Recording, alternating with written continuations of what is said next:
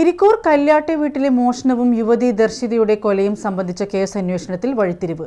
പൂജാരി Karnataka Hasan തട്ടേക്കര സിംഗപട്ടണത്തെ മഞ്ജുനാഥിനെ Kerala police arrest ചെയ്തു.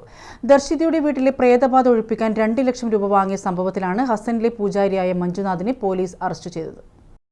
ഹുൻസൂറിൽ കൊല ചെയ്യപ്പെട്ട ദർശിതയുടെ വീട്ടിലെ പ്രേതബാധ ഒഴിപ്പിക്കാൻ 2 ലക്ഷം രൂപ വാങ്ങിയ സംഭവത്തിലാണ് ഹസനിലെ പൂജാരിയായ മഞ്ജുനാഥിനെ പോലീസ് അറസ്റ്റ് ചെയ്തത്. ദർശിതയെ കൊല ചെയ്ത സംഭവത്തിൽ 1-ാം പ്രതിയായ ദർശിതയുടെ സുഹൃത്ത് സിദ്ധരാജുവിനെ സാലിഗ്രാം പോലീസ് കസ്റ്റഡിയിൽ വാങ്ങി ചോദ്യം ചെയ്തതിൽ നിന്നാണ് മഞ്ജുനാഥിലേക്ക് എത്തിയത്.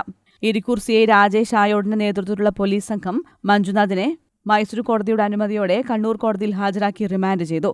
സിദ്ധരാജുവിനായും കേരള പോലീസ് കസ്റ്റഡി അപേക്ഷ നൽകിയിട്ടുണ്ട്. മോഷണം പോയ സ്വർണത്തെക്കുറിച്ച് അറിയില്ലെന്നാണ് മഞ്ജുനാഥ് ചോദ്യം ചെയ്ത ഉദ്യോഗസ്ഥരോട് ആദ്യം പറഞ്ഞത്.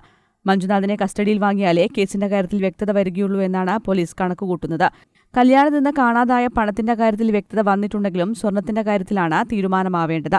ഇരിക്കൂർ കല്യാട്ടെ ഭർത്തൃവീട്ടിൽ നിന്ന് കർണാടക ഹുൻസൂർ ബിലിക്കര സ്വദേശി ദർശിത കവർച്ച ചെയ്ത പണത്തിൽ 2 ലക്ഷം രൂപ നൽകിയത് പൂജാരിക്കാണെന്ന് ഇരിട്ടി DVSP PK ധനഞ്ജയ ബാബുവിന്റെ മേൽനോട്ടത്തിൽ നടക്കുന്ന അന്വേഷണത്തിൽ വ്യക്തമായിരുന്നു. ഇരിക്കൂർ CI രാജേഷ് ആയോടൻ നടത്തിയ അന്വേഷണത്തിലാണ് പണം നൽകിയ പൂജാരിയെ കണ്ടെത്തിയത്. ഇയാളുടെ വീട്ടിൽ നിന്ന് 2 ലക്ഷം രൂപ അന്വേഷണ സംഘം കസ്റ്റഡിയിലെടുത്തിരുന്നു. ഓഗസ്റ്റ് 24-നാണ് ദർശിതയെ സുഹൃത്ത് സാലിഗ്രാമിലെ ലോഡ്ജ് മുറിയിൽ വെച്ച് അരുംകൊല ചെയ്തത്. സംഭവത്തിൽ സിദ്ധരാജു ഇപ്പോൾ റിമാൻഡിലാണ്. News bureau, Irikkur.